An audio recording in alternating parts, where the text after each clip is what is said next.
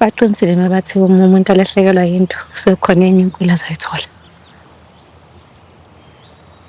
Ukulahlekelwa ingane yami, umuntu engimthandayo.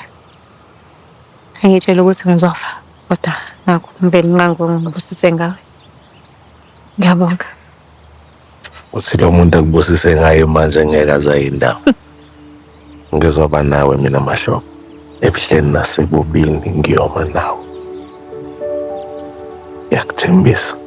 Ngiyabonga. Angazi ngempela ukuthi ngabe ngiyini ngaphandle kwakho. Ngicabanga zonke izinto engidlule kuzo. Angiphoqi ukuthi ngishade nogada. Ngakho konke lokho sokwenzeka manje.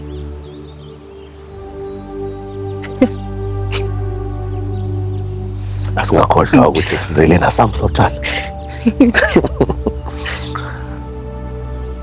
Mama.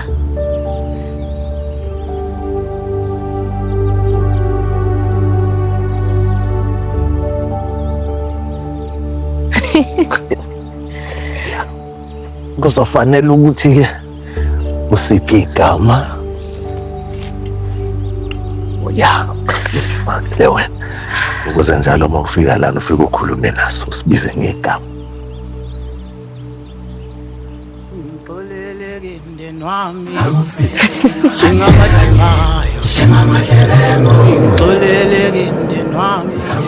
Bomkawadeli ngiyabonga uthi ngiphi ithuba ukuthi ngikhulume nani.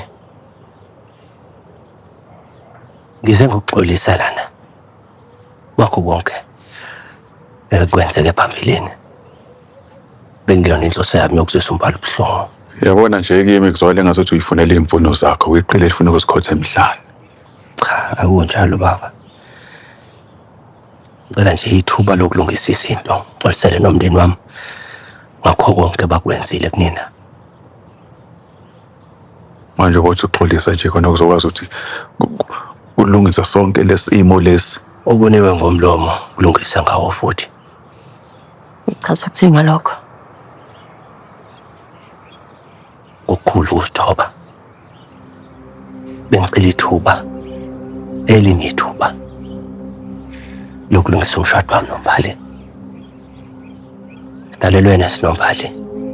Ngilutho ngaphandle kwakhe. Ubuqili lobo umpela. Inkinga. Ngoba phela kade siyizwa le ntshumayelo yakho. Qinisela kulokho. Ngiyacela. Ngicela ningikhulumele naye. Kahle manje. Ufuna thina sikhulume noMbali, sikhulumele wena uthi yena buyalane nawe. Ngoba kade usikhombisa amalanga mfana Magwaza. Hayi sizwile bandla. Izinto sesishintshile manje. Sizozama-ke. Ngiyabonga ngempela. Mkabadeli ngiyakuthembisa. Ngeke ngiphinde ngumsesibuhlungu Mbali. Kakhulukazi ngaleya ndlela.